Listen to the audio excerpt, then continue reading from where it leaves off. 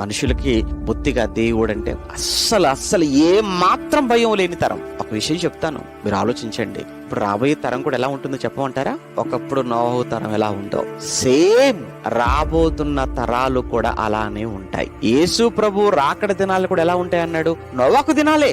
ఈ 2000 సంవత్సరాలలో సంవత్సరం తరాలు గడుస్తున్న కొద్దీ ఈ సమాజంలో నీతి పెరుగుతుందంటే లేదు.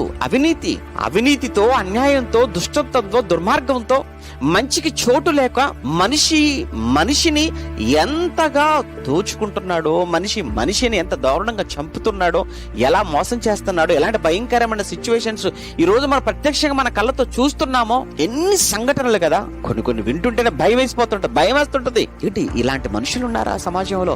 ఏంటి ఇలాంటి వాళ్ళ తరంలో మనం ఉన్నామా? ఏంటి మన చుట్టూ ఇన్ని జరుగుతున్నాయా? ఎక్కడ పశ్చిమ బెంగాల్లో ఒక ఇన్సిడెంట్ గురించి మనం విన్నాం.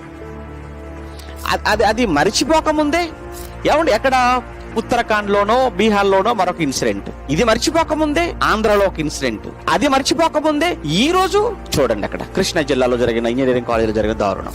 ఏంటివి ఇవన్నీ? ఏదో ఇన్సిడెంట్ జరగగానే ఆ ఒక్క రోజు 2 రోజులు వేడి మళ్ళీ 3 రోజులు మరొకటి జరుగుతుంది. మళ్ళా ఆ రోజు అంతా మళ్ళా దాన్ని మర్చిపోయి మరొకటి. ఇది నిరంతరం నిత్యకృత్యాలుగా మారిపోతున్నాయి.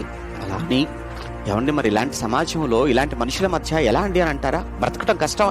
నో, బ్రతకొచ్చు అని చెప్పడమే నో జీవితం.